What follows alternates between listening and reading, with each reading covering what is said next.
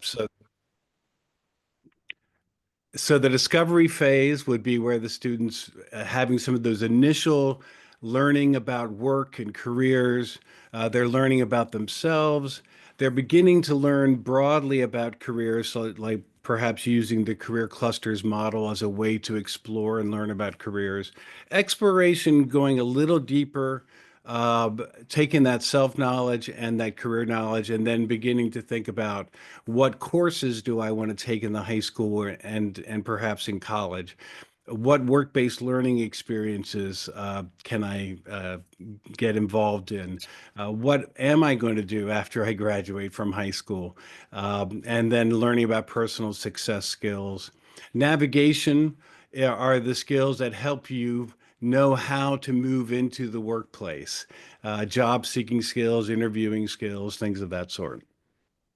And I've had a pretty long career coming out of college. My story was a very typical story.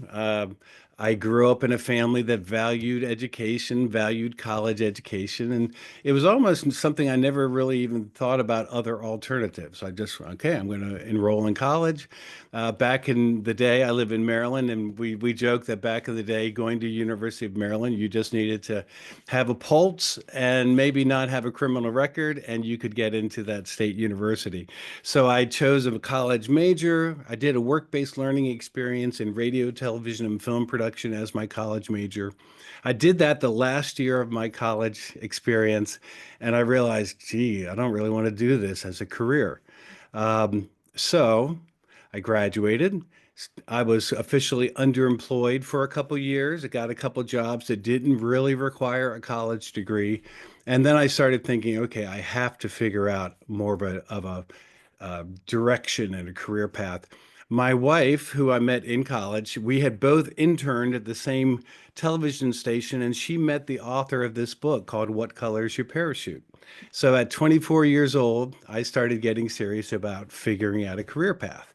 And as I went through this self-help book, I learned how to do a personal inventory of my developed skills, with a really interesting thing called the flower exercise, and where a lot of the things you'll see in these 10 questions really kind of echo what was from What Color Is Your Parachute.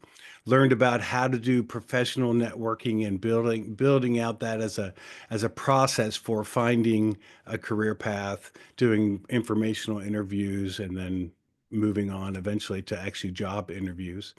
Uh, Researching the job market back in the days prior to the internet, and finding that knowing that a lot of jobs can sometimes be created specifically as someone knows you, what's called the hidden job market.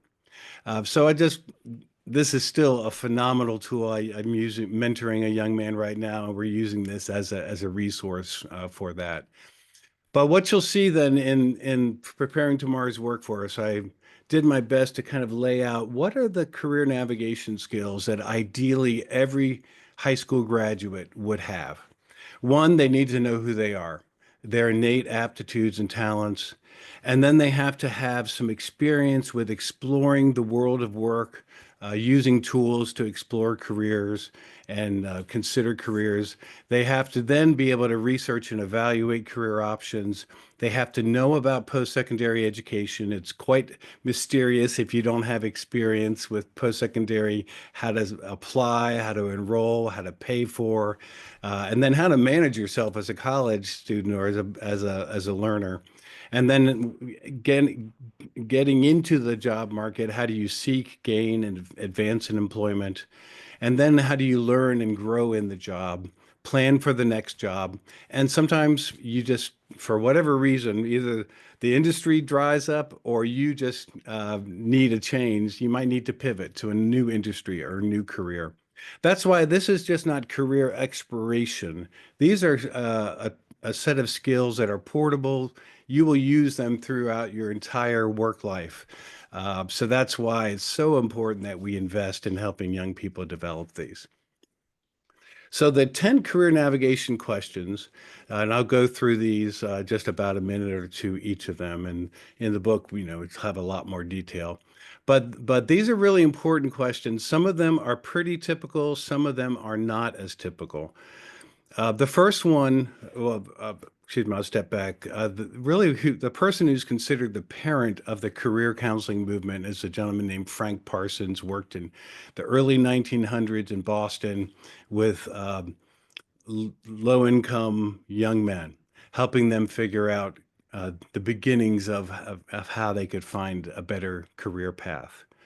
And he talked about three elements of career counseling or career exploration. Starts with self-understanding, and then it moves to understanding the world of work. And then the third one is really the critical one, is being able to make decisions and reason, looking at all those variables of who you are, what the world of work requires, what different careers and jobs require, so that you can make the best informed decision as possible. So, in thinking about in the section on these career navigation questions are written directly toward the learner and envisioning either a high school student or a young adult, early college age student. But the journey of career exploration starts with reflection. Uh, Reflection on who you are and what you care about. And every question here helps build a sense of direction. We suggest that you create some sort of journal. You can call it your education career planning journal. Sometimes schools can create those as official tools and documents. Sometimes it can just be the student more informally. But really important, keep reflecting and growing. There's sometimes a decision paralysis when young people feel like they have to have it all figured out right away, or they have to, and we'll talk about passion here in a minute, but when they feel like there's a dream job out there and I've got to find my dream job, and that's really not the way life works. Often we kind of move eventually, and it takes a little while to find our best fit. So the first question, though, to ask is why? Um, why do I want to find a career? How will I find meaning through my career? That won't be the only source of meaning in my life, but sometimes we think that everyone is exactly the same as we are in terms of how we're motivated. And there is a certain element of people that maybe don't care exactly what kind of work they do. That sounds kind of harsh, but they really want the benefits of what work will do for them. We broke it out into, it's important to think about purposeful earnings, a cause, and a benefit as you're thinking about how you can find your why or part of your why through your work, a career. And so one would be a why statement of just why do I want to earn money in the first place? Just getting more clarity. I want to be able to live independently. I don't want to be a burden on others. I want to be able to help my family or friends. Maybe I want to travel. So thinking about the benefits of earning money and having a little bit of a surplus over time that you could use for different purposes. So we have a series of questions about that. And then the one that we often think about is a cause to pursue. Maybe there's something that really tugs at my heart. I really am bothered by children who are not cared for, or people that are living in extreme poverty, or there's lack of justice and equity. People don't have economic opportunity. We have a whole list of different types of causes that can be part of finding a direction for your life. So that's really important to articulate and get in touch with those values. And then the third lens of finding your why, and I think this is an important one because I forget the writer. I think Tim Keller talked about, he was a pastor in New York City, and that there were certain careers that were very high prestige. And you is either working as a computer programmer or working in finance or working in the nonprofit sector. And there's a little bit of a of a cultural belief among people, maybe young people, that the only way to really have a meaningful career is to work in a helping profession or in a nonprofit sector. And that is pretty limiting because we all need to find value and meaning in the work we do. And so these are some diagnostic questions or reflection questions that you can actually do good in the private sector, but it takes a couple extra steps perhaps because you might not be directly serving or helping someone. But if you are an accountant, for example, you are helping the people that are running a business and trying to do it legally and to make a profit. If you are an engineer, you are designing products and that can be of use to people. If you are in the construction trades, you might get an innate sense of value from the things you're building and doing, but you're also serving individuals and then sometimes the broader community.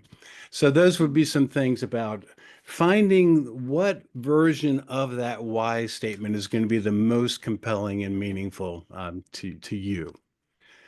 So, and I mentioned earlier that, and we've all heard this kind of common statement, follow your passion, or if you do work you're passionate about, you'll never have to work a day in your life.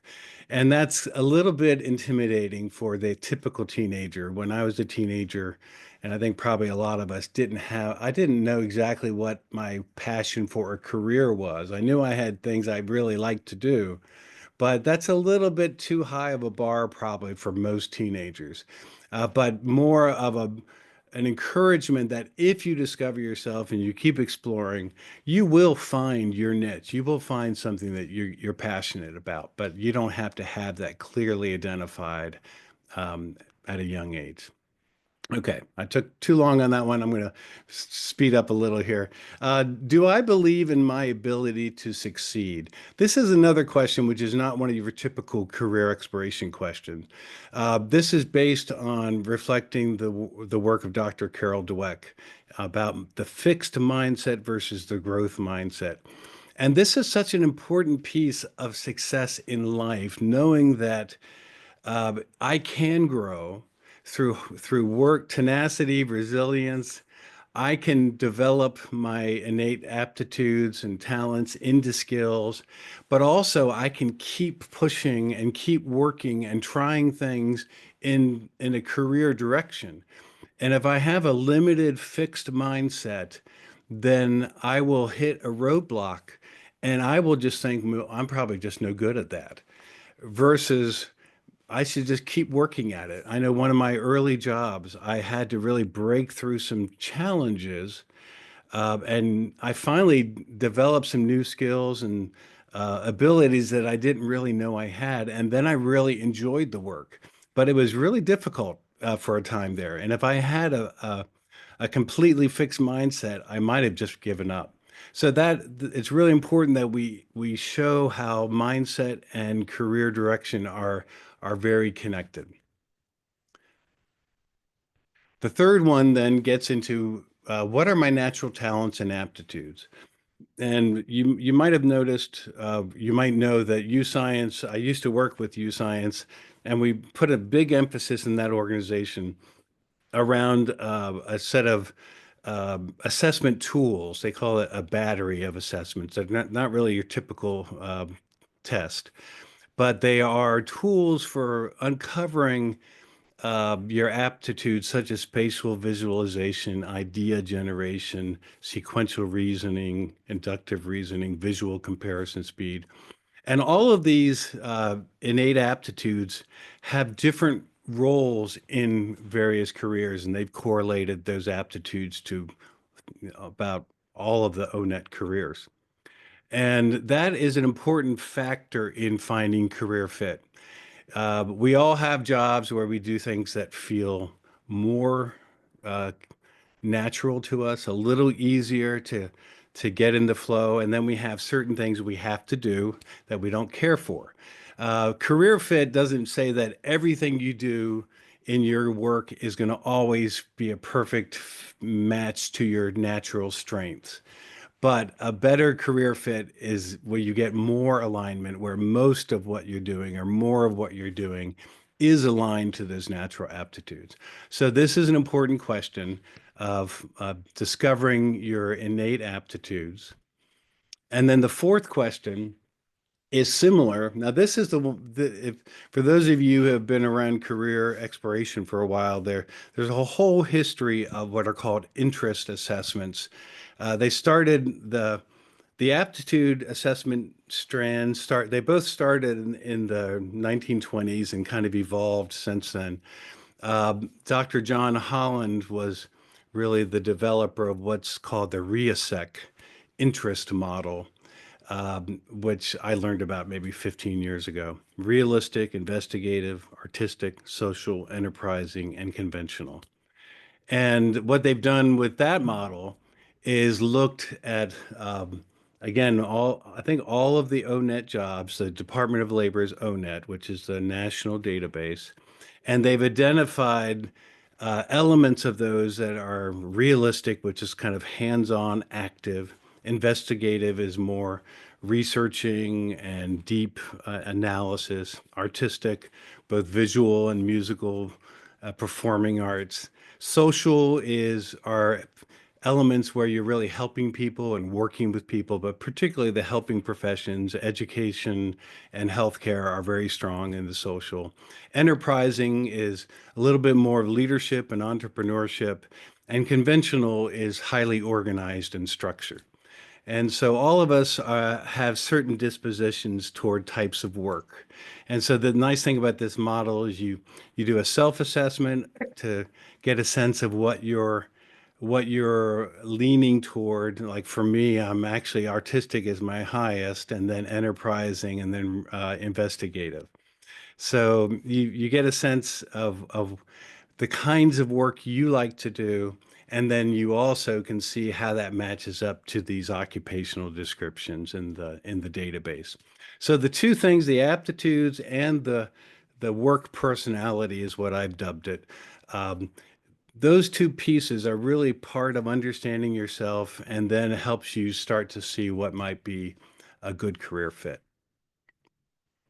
The fifth question, now we're starting to get more into some of the very practical matters of living and time, investment, return on investment. So financial literacy is another piece which is very integrated with career decision making. So the question is, how much do I need to and or want to earn? So let's start with need to earn. The MIT Living Wage Calculator, I should have put the URL here. It's a phenomenal tool. If you've never looked at it, you can Google it and find it. But they've taken every zip code in the United States, and they give you a basic minimum that you will need to have a living wage as a single person, if you're living in a household with another adult, and then if you have one, two, or three children, what are those costs going to be? And where I live in Central Maryland and Western Maryland, about 120 miles away, it's a significant difference in that living wage calculator. So it's a good start, because when you're a teenager and you're earning $15 an hour and you don't have any really super big expenses, that seems pretty good. But as we all know, real adult life has a lot of other things that come into play. So that this is a good activity that a student, either they've had some financial literacy experiences in a class, or they can you can bring that into a career exploration experience as part of that discussion. Okay, next would be, where do I want to live? And for this is another important factor. Sometimes, for whatever reason, somebody might grow up and say, I do not want to live here as an adult. I don't like this place. I want to try something different. Others may be like, I love here. My family's here. My friends are here. My experiences are here. I don't want to leave here. So this is a good reflection question of where and what kind of place I would like to live as an adult. And then kind of related to that, am I willing to move short term or long term? My I have a friend who works in a rural area, and she is a remote worker for a large technology company, but she lived in a more in a more urbanized area when she started with that company. So there's definitely more opportunities for different types of careers when you're in a more urban or suburban type setting versus living in a smaller town, rural town. So things have changed, and we talk about that. I mean, things have definitely gotten a little easier to work remotely, but getting started in a career path still often requires more direct interaction and on-site working. So this is an important piece of getting to know yourself and thinking through what those options might be in terms of where you live. The seventh question is about, it's related to time, to that return on investment. It's specifically time. How much time am I willing to put into preparation, Oh, be or am careful. I able to put into preparation? We know that in some cases, people really feel the need to start earning right away, or they just haven't had a good school experience and they really don't see the value in education. This is introducing the concept of return on investment. And one of the challenges that young people have had to work through, which has not been very helpful, is the idea that if you have a bachelor degree, you will earn 30% more than somebody with with a high school education. I'm just making those specific numbers up. Or if you have a 2-year degree, you will earn more than someone with a high school education. Those of you who have followed Dr. Kevin Fleming, he's done a really phenomenal job showing that earnings are really much more related to the specific career paths and then how good of a fit are you within that career path? Are you a high performer within that career path, or are you kind of on the bottom side? There's a lot of crossover in earnings in the pay bands uh, when you just look very broadly at things like degrees. It's really much more valuable to look at specific careers and then the pay bands within those careers to get a sense of whether or not the amount of time it's going to take to access that career path is something that you're willing to invest in. And then we also really want to ask young people to think about learn and earn options like apprenticeship or working with an employer who then can help sponsor you moving into more higher education. The next one is a related question about how much money then can I or my family invest in career preparation. So it's very connected to the issue of time. A 4-year, in the book we lay out all the averages for 4-year colleges, 2-year colleges, apprenticeship program. You're actually earning while you're learning, and then thinking through those returns on investment. Also, we looked at some of the loan repayment, and this is part of the financial literacy piece, but understanding if you do take out student loans, how much you're going to need to be repaying every month based on the amount that you take out, and then thinking about the initial earnings that you'll be getting in your career path that you're working toward. Okay, the ninth question is a little more esoteric, back to kind of what do I care about? And this one is starting to ask the question about what do I want from my workplace? That I should change the way that question is worded, because finding a good fit career path is important as a foundation. But then we know that sometimes we might really be doing work we like, but the company or the place of business isn't a great fit for different reasons. So now we're starting to talk about workplace fit and employer fit. And one of the nice tools that has been developed by career exploration experts is what's called the work values framework. Um, and it looks at achievement, the ability um, to actually get things done and achieve goals. And so some people really want to work in a very high demand, high focus type environment. Some working conditions would have to do with pay and benefits, vacation benefits, just things like that. So that would be working conditions where that might be a really important thing that you're concerned about. Particularly if you have a family and children, you're going to want to think about those healthcare benefits. Recognition would be looking for the ability to not only have achievement, but to really be in an environment where people take the time to recognize individual achievement and team achievement. Relationships would be thinking about an environment that is very strong on teamwork and connections. Support would be I need to be in an environment that makes me feel connected, supported. Training, professional development might be really important. And then independence would be give me my goals and give me some direction and then let me take care of it.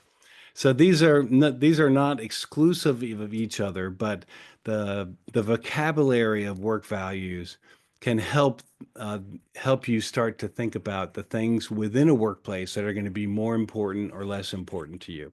And in the chapter that I wrote on this, I don't think uh, a typical teenager will be able to really nail this particular question. They probably haven't had enough experience yet, but perhaps with some of their school projects and school experiences, they will start to get a sense of the things that are important to them. But until you've actually gone into the world of work, this may be kind of an evolving understanding. You don't have to necessarily know it right at the beginning. Like some people, for instance, want to work at a very small company. Some are comfortable working in a much larger enterprise. So these are nine very broad and diverse questions. The 10th question is, what are my most valuable career options? Based on all these different factors of my why, my aptitudes, my interest, time, money, geography, now I need to start to filter different career paths and career options. So we actually kind of lay it out as a two-part. One, you take those aptitudes and interest and come up with maybe 10 possible careers that you might want to learn more about. And then you start to filter these other factors in there. But really important at this step, and that's why it's important to begin these conversations in middle school and early high school so that the student has time to actually take career-related coursework and work-based learning experiences and have conversations so that they're actually making good use of their high school experience. And then learn this from I think it was Shawnee Mission, Ryan Fleury, I think said this, but making a for now decision um, is an important kind of to let off some of the pressure that you don't have to make a forever decision. We're going to make a for now decision based on the best available information, and then you can be filtering and thinking about these career options um, as you go forward in your life, and hopefully getting toward the end of high school and then early post-secondary education, you'll have enough knowledge of yourself and those options to make a pretty good um, college or post-secondary decision. One of the negative factors that we see right now among recent college graduates is about 50% of recent college graduates say, I regret the major that I chose in college. And when you really step back, there's no right or wrong majors, but usually the choices are made that are not based on the breadth of knowledge or experiences that someone really needs to make those kind of decisions. So if we can build more of these conversations and reflections into the high school experience, it'll increase the chances that that regret number will go down. So this is an important remembrance for the young person. Career navigation is an ongoing process of learning and evaluation. It is a journey, not a single destination. All right. I've just talked for how many minutes? So let me take a break here. And if there's any questions or anything you want to pose to me, Cheryl, and then I'll come back to those parent tips. Looking at the questions, um, Hans, Angela wants to know if there are any materials that supplement your book, a workbook or handouts to use with students. Not yet.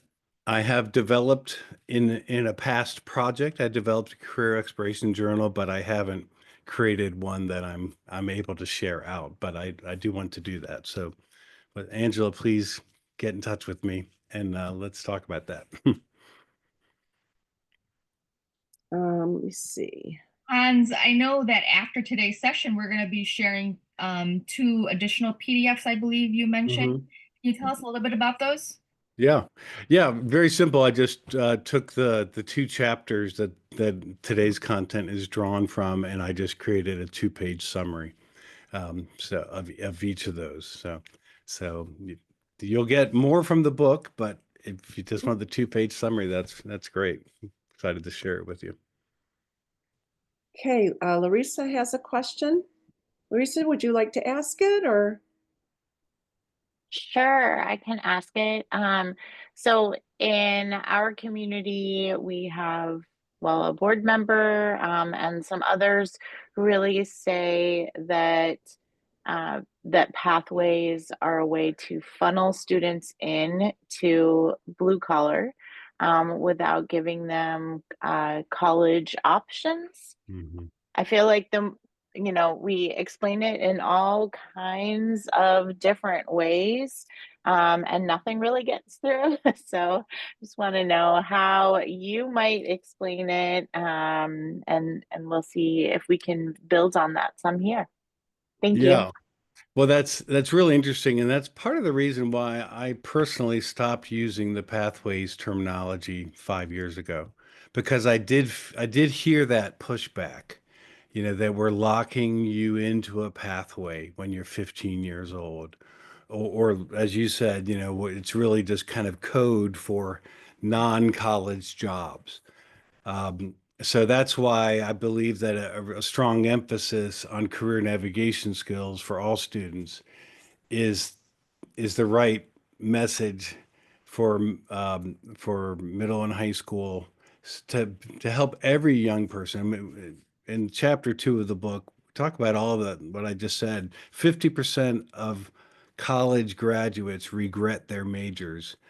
Um, I think it's 35% are underemployed, like I was. They have jobs that don't really require their college degree. So there's a lot of evidence that's just the college um, path itself is not really working for a lot of young people. So that you can very strongly make the case that the career navigation skills is kind of the missing element. And then I think if people feel comfortable that students really are learning how to think about a range of options, then they might not be as worried that we're tracking students into non-college opportunities. So I hope that helps. Yeah. I know that we have a couple other questions here, at least one.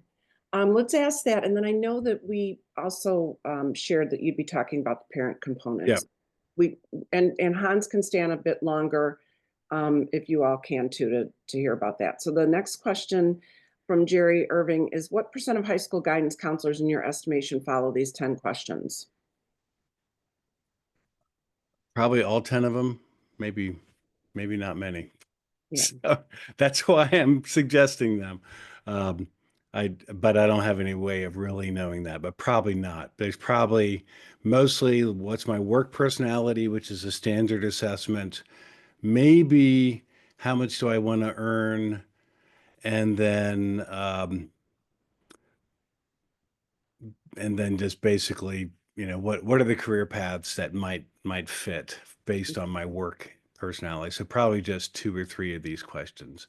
I doubt much about the why for work, which I think is an important question, regardless of your career path. Why? What's the value that I see myself bringing to the world? So there's probably very few. Am I sharing my screen again? You sure are. Okay. All right. Yeah. Um, let me take, I'll go quick here. because I'm not going to cover all 10 of these, but the book is laid out with a lot of 10s. So we got 10 career navigation tips for parents.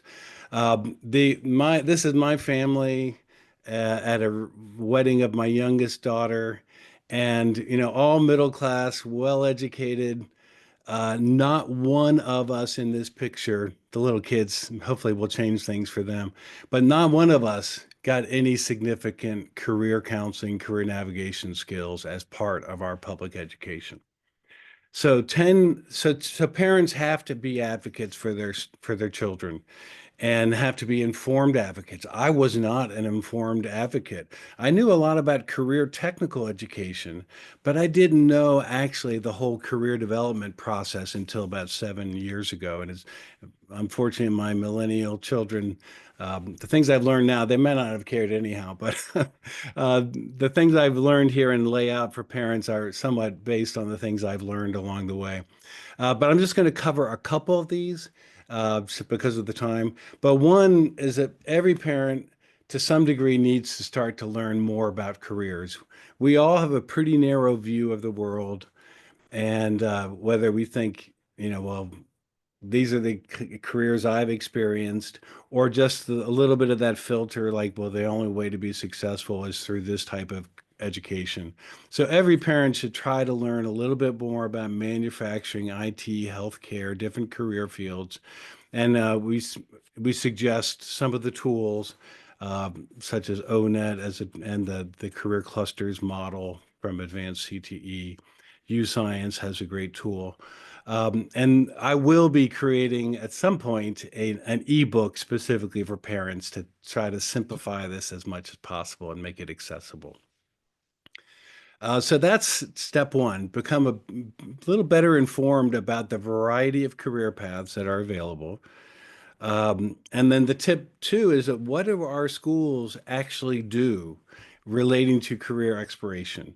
And in a non-threatening way, talking to your school counseling office and just finding out what kind of resources are there, what kind of activities are there, which assessment platforms are being used.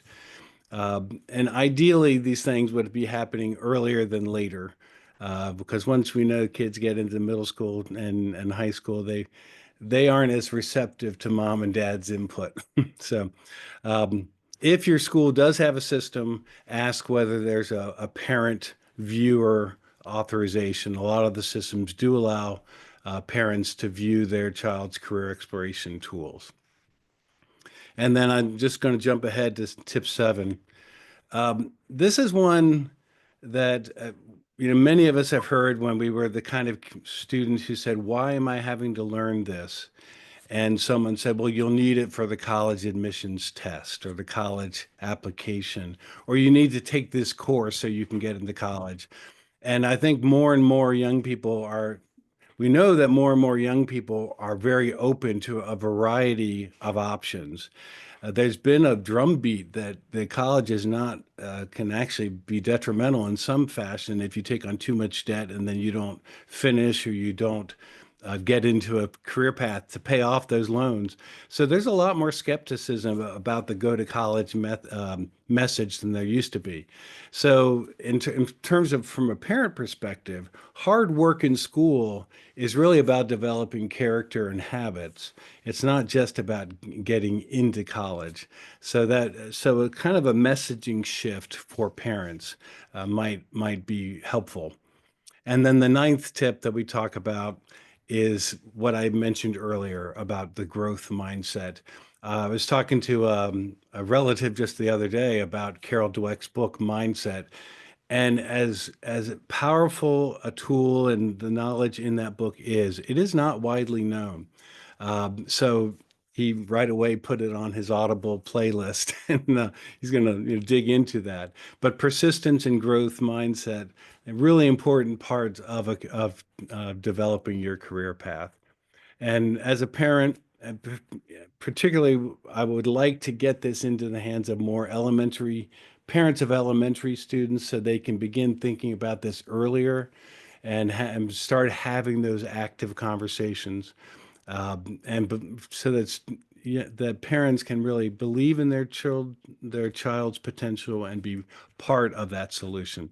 So these are the 10 tips here for engaging parents. I'll just leave them up here where you can look at them. And I mean, some of them are very common sense, but some of them maybe are not as commonly thought of. Okay, thank And you so then much. Is there I'm any just going to give you my email address here. If anyone wants to contact me, you can do Hans at BCT Strategy. Blue Crab, if you're a Marylander, you know we love our crabs. Hans at bctstrategy.com. I'd love to stay in touch with anyone. So. any other questions for Hans while we're switching up the slide here?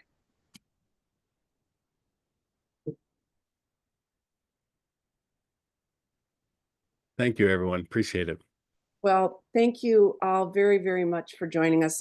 Hans, I can't tell you how valuable this was. I have the book. I read it. I feel like I need to go back and read it again, and certainly put this in the hands of all of our coaches. So I really appreciate your time today. I think this is incredibly important information. And I think, Jess, you're going to wrap us up. Yep, that's right. So first, Excuse before me, I Cheryl. Oh, go ahead, Leslie. How will we get this PowerPoint sent to us? That's right. I will make sure that everyone who was registered for today's session will get a copy of this via email. So keep an eye out for that. We also held a Thank you. special event. We also held a special book giveaway today for those who joined us live. And so I'm excited to announce our winners, Portia, Natasha, and Josiah. Thank you all. I messaged you each, and so I think you all emailed me with your information. So keep an eye on your postal boxes for that. And as Cheryl mentioned earlier today, our session was a collaboration between Ford NGL and the ACTE Career Academy section. And so while today's session was open to the public, we will also be offering exclusive members-only type sessions throughout the year. And to access those, you'll need to be a member of the Career Academy section. And so just a quick tidbit there, membership not only gives you access to these sessions, but it also connects you to a network of professionals across the country leading this work. So you'll also have access to tools and resources like what Hans mentioned today to support the efforts that you're working on in your schools and communities. So if you're interested in joining, there's the QR code. You can see that on the screen. And if you're already an ACTE member, you can add the Career Academy section for just $10. So not a bad deal at all. And just again, a quick reminder that today's session was recorded, and I'll make sure that we get the email and all the additional resources out to you each. So thank you all for joining. And if there are any questions anyone has that are lingering, go ahead and drop them in the chat or come off of mute, and we'll make note of those so that we can get them to Hans. Thanks, everyone. thank you.